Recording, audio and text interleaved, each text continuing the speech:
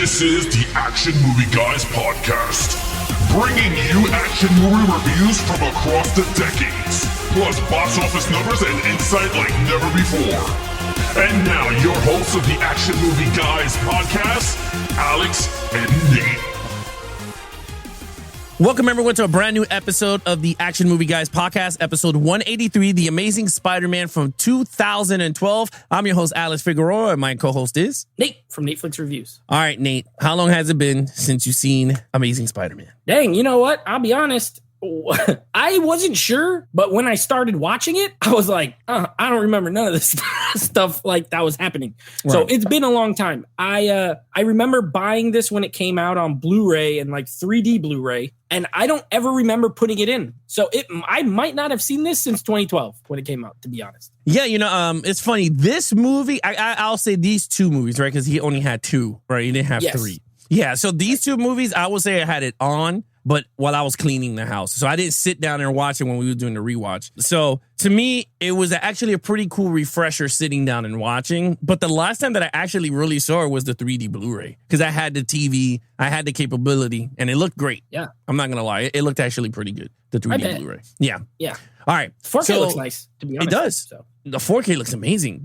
You know what's crazy, though? I mean, I know we're not covering the transfers and everything, but I will say this. I saw today's version on digital, and they had Adobe Vision, HDR, and Adobe Atmos, and it looked fantastic, dude. I was like, holy crap, this looks great. I'll show it to you guys when you come over on October. But anyway, with that said, let's see what the critics and the audience have to say about The Amazing Spider-Man from 2012. Nate. Yeah, so this one is interesting. This is actually one of the lower scores, not very high. Critic score is 72%. Well, it's not low, it's still fresh. But compared to those first two, I think this is higher than Spider-Man 3, though. So 72%. Okay. Audience score of 77%. So a little bit higher with the audiences, but they're still in the ballpark in the 70s. It's not bad. They're not bad. No. It's not bad at all. And I'm just going to give a quick box office number so everyone could just see the number that it generated. We're not breaking it down, but it generated worldwide $757 million on a budget of $230.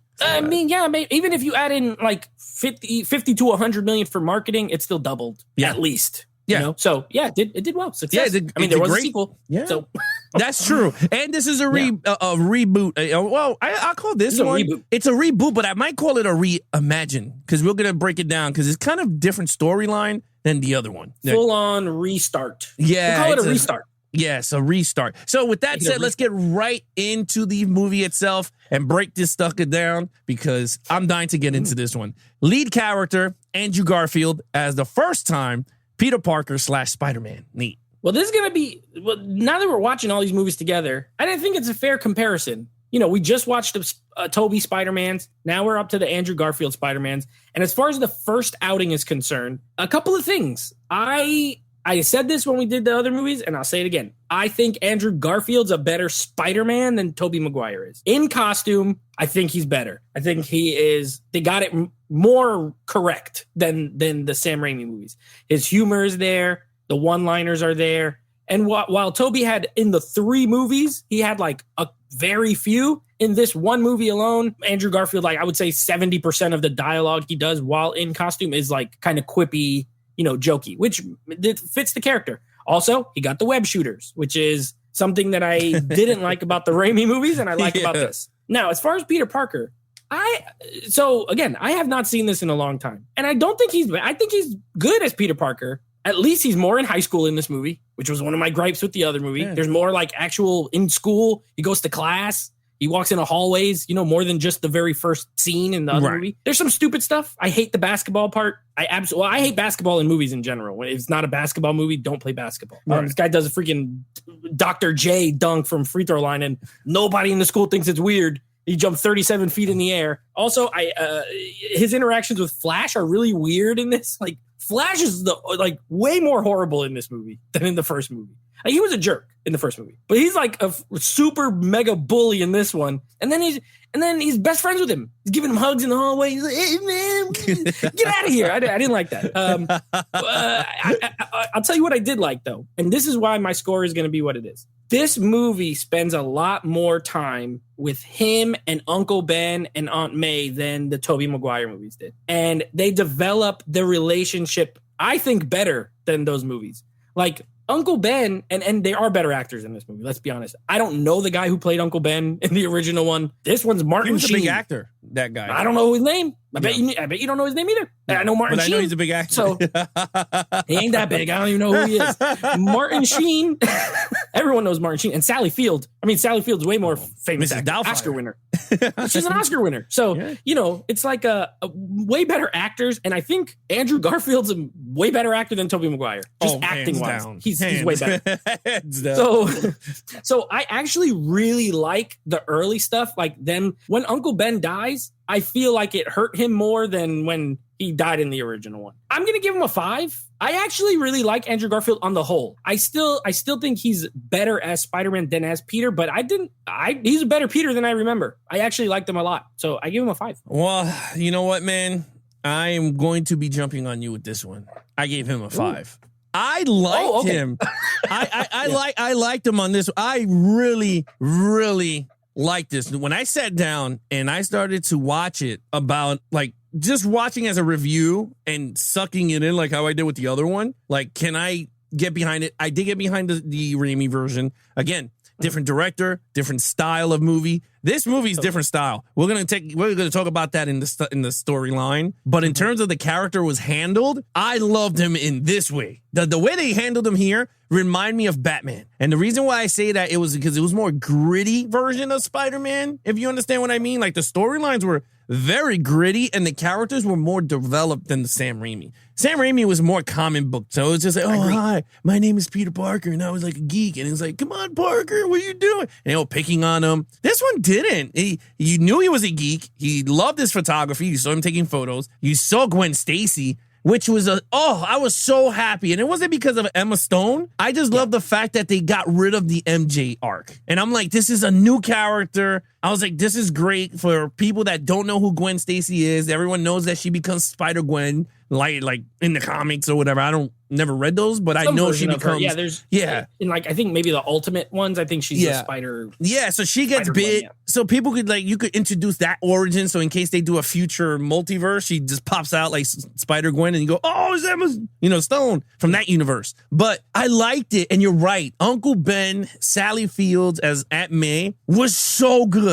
Like, I was so invested in the film because of that. It was a story that it felt like a superhero movie, but it felt more drama movie. You get what I'm saying? Like, it was just like a drama-infused superhero movie. It felt realistic, and I loved. It was more serious in tone. Yes, and this is less colorful. Right, and this is the only movie, dude, that we got to see Peter Parker's parents in the beginning of the movie. I mean, I know I'm getting to storyline, but I'm just saying in terms of everything, it was great. Yeah. I want to really go into the other stuff, but it was handled really great. So Mark Webb did a great job with this character, bringing him to life, giving it a new version out there. So in Andrew Garfield, I will say very dynamic. I felt like he was in high school. The way he talks, his mannerisms felt like a high schooler more than Tobey Maguire.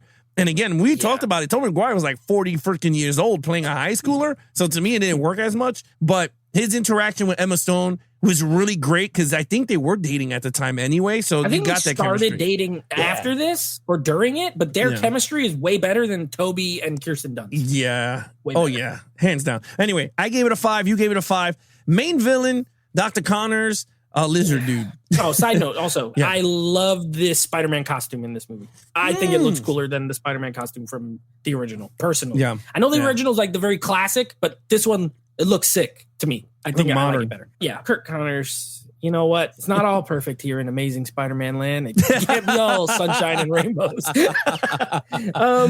Where we cannot dispute is that the first and second, especially Raimi Spider-Mans, they knocked the villain out the park. Grand slam. This was more like a solid, a hard hit off the wall single, maybe a soft double. You know what I mean? Like, this is not a grand slam. First of all, Kirk Connors is a great character to choose. He's in the Raimi movies. He doesn't turn into Lizard, but he's there, so he's a cool character to choose. Lizard is an interesting choice. I do like that they didn't just go with Green Goblin or Dr. They didn't try to copy exact villain from the Raimi movies. Smart. I'm okay with that. Lizard, good choice. Not a bad choice. But in the movie as portrayed, not very interesting. Not very interesting. Like, he doesn't have a lot of buildup to becoming the dude. So he takes this, he's missing the arm, of course. And he takes this serum that bonds his DNA with the DNA of a lizard, and he grows a disgusting hand. It looks so nasty. I hate it. And yeah, with the rubber, it looks like a rubber glove with skin on it. And then all of a sudden he's super evil. I'm like, that's all it took? And then, the lizards are not aggressive creatures. I don't want to hear. I live in Florida. We have probably more lizards than anywhere in the United States. And they run away from you if you even think about going near them. Like, they're not like jumping on you and trying to bite you and kill you. And for some reason, this lizard is like the most aggressive psycho lizard of all time. I didn't get it. He turns evil for no real reason. At least with the other villains, like, it made sense. Or Norman Osborn is already a power-hungry type person. And then when he gets in that serum thing, it brings out the worst, right? Dr. Octopus, the little chip, it starts to, the arms start to influence his.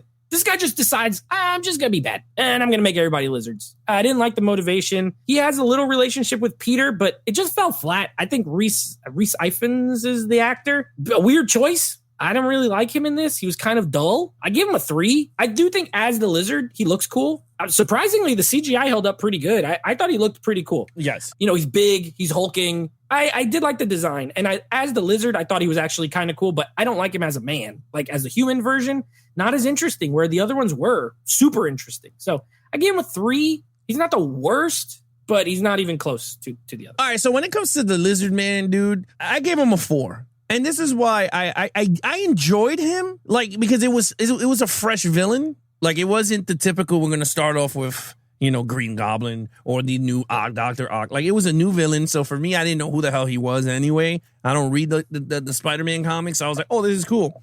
I agree. I totally agree with you 100% that his motivation was weird because, like, you're telling me in the movie that he knew Peter Parker's parents died because they killed him. Because remember when the guy was telling him. Yeah, he worked with him, but then when the guy was threatening him, he goes, "You don't want the same thing to happen to Parker's dad and mom." Yeah.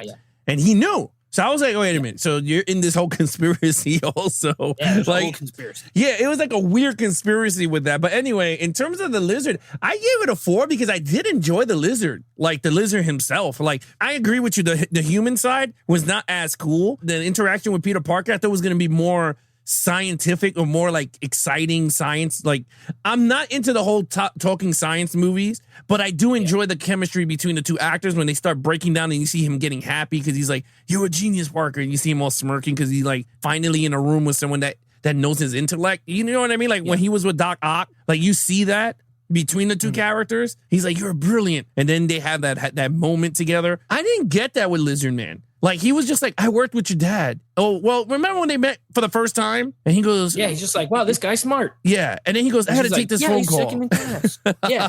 Yeah, like he just left. And then all of a sudden he shows up at his house and he goes, "Brilliant." He's like, "I worked with your dad." And then, like, that's all he said while he's writing the equation that came up with the damn serum in like 2 seconds. So, and look, in a nutshell, when he was the lizard, I loved it. He was big. He was powerful. His goal was just to turn everyone to lizards. And I was like, this is cool. I'm being honest. It was cool. I was like, this was a pretty cool villainy thing to do. Just send the serum. And it worked, right? Because he did shoot the damn thing to everybody. Into lizard cops. Lizard cops. All right. With that said, I gave it a 4. You gave it a 3.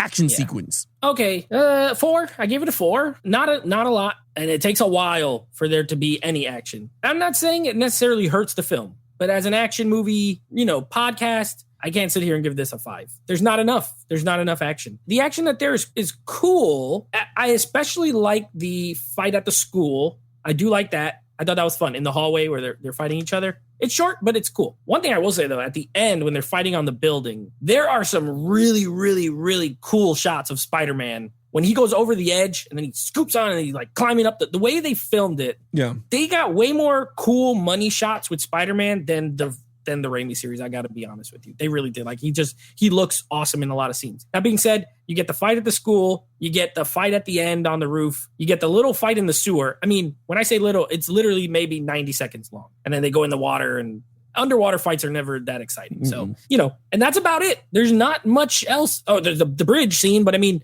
saving cars, for me, it wasn't super thrilling. Nothing was like super incredible, but it was good, solid action, well shot. And the other thing is, Lizard's just a big CGI guy. So even though the action's cool, at the end of the day, it just looks like two CGI things like, smashing into each other. So I got to mark off a little for me for that. But it does seem like they got a lot of Spider-Man in the suit in this movie.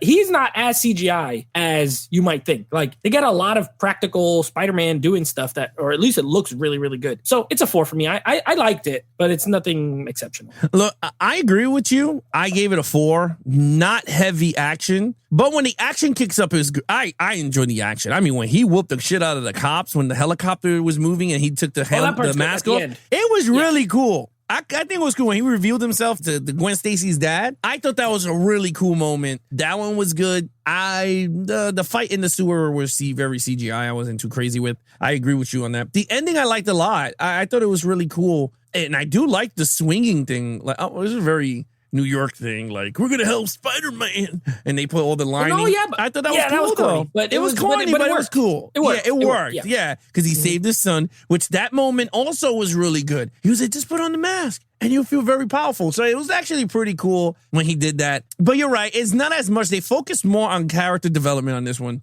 than the actual fighting and everything, and it worked. It worked on this one. I'm gonna be honest with you. It worked very well, and I think it blended the storyline to action ratio on this better than the first Spider-Man movie. But again, different techniques, different storylines, and different style of directors. So I gave it, like I said, I gave this a 4 also. So 4 storyline. Storyline. All right. So this movie does a lot well that I really like, and a few things that I don't like. This should have been called The Serious Spider-Man instead of The Amazing Spider-Man, because that's what it is, right? I mean, like, Mark Webb, the only movie I know that he did before this was 500 Days of Summer, which is a movie I love, but it's a drama with some humor. And so I love that movie. So going into this and then seeing what he did, I enjoyed most of the storyline. Again, I think way better character development across the board for everybody. For Peter, for Aunt May, for Uncle Ben, Gwen Stacy. I would say she's somewhat more developed than MJ in the original ones. I mean, you do get backstory with MJ, like her dad is, kind of abusive or whatever. And Gwen, her dad is the cop. He's like kind of overprotective. And so I guess equal, but I like Emma Stone better than Kirsten Dunst, 10 times out of 10. But everybody else, gets more development. Maybe not the villain. I don't think the villain's as good, but I like the Webbs. If you're going to redo the origin story, I think they did a good job of making it different enough. He doesn't, I think the scenes of him like learning the spider sense was better than anything in the original as far as the spider sense goes. When he's on the train, he doesn't just wake up one morning and know how to swing around. He goes in that factory and he's on the chains and he's like, oh, okay. Like I could swing on these and then he figures like he could. So I like all that. You know what I mean? I'm cool with showing me how he learned certain things. And then when he does it, you're like, oh, well, he learned how to do that then or whatever. So I like all that. This movie also, though, has a lot of, again, I hate the Flash Thompson stuff. Too weird of a switch. There's also, and I know I'm getting ahead, but there's a lot of stuff that's going to happen in this movie and in the next one that they never get resolved. So it's frustrating to me. Everything with the dad, like, okay, they show his parents and his dad is working on something mysterious. Maybe it hurts that I know where it goes, but it goes nowhere. So it's like, it's kind of ends up being pointless. Also, the credit scene. Did you watch the mid-credit scene on this one where he's in the jail cell? I didn't even know there was. To be honest with you. There's a scene where it shows Lizard. He's in the jail cell. He's back as Dr. Connors, and this guy, magically, this guy shows up in the jail, and he's in the shadows, and he's like, "We gotta get young Parker. Did you tell him the secrets or whatever?" And he's like, "No, I didn't tell him. Leave him alone." The guy's like, "I'm not gonna leave him alone." And he walks in the shadows, and that's it. And it goes nowhere. So I already know it goes nowhere, so it's frustrating. Maybe I can't. I feel like I shouldn't count it against the movie, but I am going to because it's dumb. It's not a good scene. You could look at it this way, though. I think what they were trying to hint at was that Peter Parker's dad developed the spiders, the spider. Because if you notice, when he erased, I assume that. Yeah, when he erased the thing, that. It talked about. You looked at the thing quick. It talked about spider senses and him and Connors were working on the splicing with the animals. So that I get. So he's kind of gets bit by something his dad created. but there's more to it, and then it's never going to get solved. So it's annoying. So I don't know. There's that. Yeah. It hurts the movie. It does, because it's like, well, whatever. Anyway, I give it a 4 though. I think overall it's a really strong storyline. A little bit long. It's okay. It's 2 hours and 15, but it could have been 2 hours. There's a good 15 that could have been cut, honestly. Like the beginning, there's certain parts, certain scenes that I'm like, okay, this is going on a little too long. We could cut this. Although I do like him and Gwen. Almost everything involving them, I really like. I think the romance story in this is way better. Well, he doesn't really have a romance story in the first one, because MJ's always with freaking Harry. Yeah, she's hoeing around, you bro. Yeah, she's hoeing around. She's tying it up. So, this one at least, and I like that they didn't do the Daily Bugle. He doesn't work at the Daily Bugle in this one. They left that out. No Harry, his best friend Harry. No Harry in this one. So I like that they changed it up, and I think it's strong. I don't think it's perfect, but I think it's strong. 4. All right, so I do agree with you in a lot of stuff, but I gave this a 4.5. I really dig this movie. Like, I was really into it. And I think because since I'm a big DC and Batman fan, I kind of got that story origin. Like, that's what I felt like I was watching. You saw the parents, they left his son, they die. Just like Thomas Wayne, when they went into the alley, they got shot up and they left his son there in the rain. All right. And that's what it felt like to me.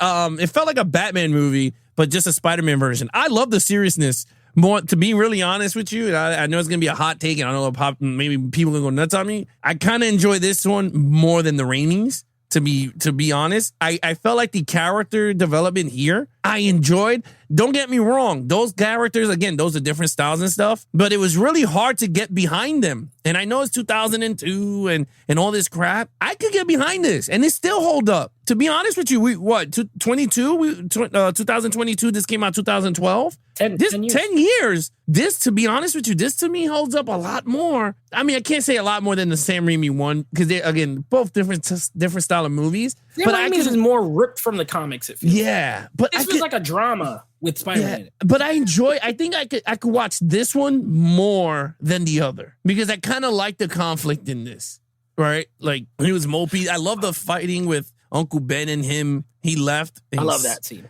Yeah, he smashes the door. You're gonna apologize to her. Yeah. Yeah. Apologize. And another thing I liked about this was, like, when he was developing his powers, it wasn't like he knocked out forever. Like, remember in the other one, he's like, fainting, and it was like DNA was like spicing. 7 days. Yeah, and he wakes up like, like he got no flu, and he's like, happy. Strong. Yeah, so like this one, I agree with you. I kind of like the way everything folded. I like that his cartridges, in terms of the liquid, whatever, it came from Oscorp. Like, he and I think he made his own, because I think later on he says that he made his own formula when he's shooting the bad guy on the wall. Yeah. He took what they had, and then he developed it further to what he needed. Yeah, like the stronger to hold more or whatever. But plus, he had a fake Spider-Man suit for a little while. It was just a mask with like glued on little like sunglasses thing. Yeah, I like that. I like all that. I forgot what something I didn't like. But sorry. Go ahead. No. Go ahead. I hate that so many people know who he is in this movie. Too many people right off the bat. Like, Gwen Stacy knows who he is. The dad knows who he is. Yeah, I know, but it's still too many. Too many people. No one knew it was him in the first movie. Norman figures it out. Just the villain. I'm okay with the villain. Too many people right off the bat knowing he's Spider-Man. I was like, come on. Just swing with no mask. Take it off. I understand. I just feel like this one had it had a better storytelling for me. Like, someone that enjoys this type of, and I like how you said it was a serious Spider-Man. I think that's where I kind of like the serious Spider-Man. Mm-hmm. I think Andrew Garfield did a great job with this character, man. I think they did. Actually, I think everyone, even the director, did a great job. Because you're right. There is some sequences in this that looks so freaking awesome. Even when he's limping to jump off the building and you thought he was going to make it and he does it, I was like, oh shit. I thought that was even cool. I thought all that stuff was cool. The last shot in front of the moon where he's like all like small. He looks like his body is like where he's small and he's shooting the thing starts coming out real slow. It's such a good shot. Oh, and it goes right into the screen. Awesome. Yeah. And then it goes to the credits. Yeah. Yeah. That was it. Yeah, that was pretty cool. It's like an iconic shot. I gave it a 4.5. Like I said, you gave it a 4 overall. Overall, this is a good, solid movie. Couple of issues for me. Minor, nothing like overly bad. Oh, the villain, not very strong. As far as a comic book movie goes, it's not as comic booky as the Raimi movies, but it has its moments where you remember that it is a comic book film. As the third act, mostly in the third act. Yeah. But quippy, we get some quips. I love when he's the carjacker guy. That whole scene's hilarious when he's in the back seat and he's like, "Are you a cop?" He's like, "Are you serious? You think I'm dressed like this? You think I'm a cop? Oh my God." He's like making fun of him. And I love that whole scene. He's like, "Please, no, my kryptonite, it's knives." I love all that. Great. That's Spider-Man to me. So I like all that. Gwen Stacy, great chemistry, great love story. Uncle Ben, Aunt May, great. Some pacing issues for me in the middle. I give it a 4 overall, 8 out of 10. I'm pretty sure I gave it only when I watched it way back when. I just feel like in my mind I was like 7. I think it's a little bit better than that. So 4 out of 5 for me. A good reboot to me. Yeah. This was a good reboot. Some holes, but a good reboot overall. You know what? It's going to be a super hot take. Because this, I gave it a flat 5. I absolutely enjoyed this movie. I love this movie. You said it's a comic book movie. I mean, ripped out of a comic book movie. For me, this is ripped out of a novel. This is a graphic novel retold of a Spider-Man movie. A one-off type movie for me. And I liked it. I love the seriousness. I love when he gets his ass beat. He goes home to Aunt May. She knew he's Spider-Man without saying that he's Spider-Man. She already put 2 to 2 together. And I love that. I thought that was a great way to do it. You know what I mean? He lost Uncle Ben in a different way. It was not the same way we saw it in the comics, like in the Raimi. This was a different version of his death. And I thought it was really good. He did not say his line. I don't even think he said his great responsibility comes with responsibility that is great. So or whatever. He has the alternate version where he's talking about his dad. And he's like, your dad lived by a code. If you have the ability to help someone, you have to do it basically. And he says it's responsibility, not what I forget. It's something like that, but it's slightly different, which is better. I'm glad they didn't just use the same one. And Uncle Ben dies way more heroically than in the first movie. He's trying to stop a robber, running down the street. Doesn't want to. The other guy, he just gets shot in the car. Apparently, just gets shot in the car. Right. And the difference I like also on this is that he doesn't leave Uncle Ben there dying. Like in the first one. Right. Remember, he died and all of a sudden he got up and started running towards the house. I was like, what the hell? Like, dude, your uncle just died. This dude just left his ass bleeding out. Get this guy. Yeah.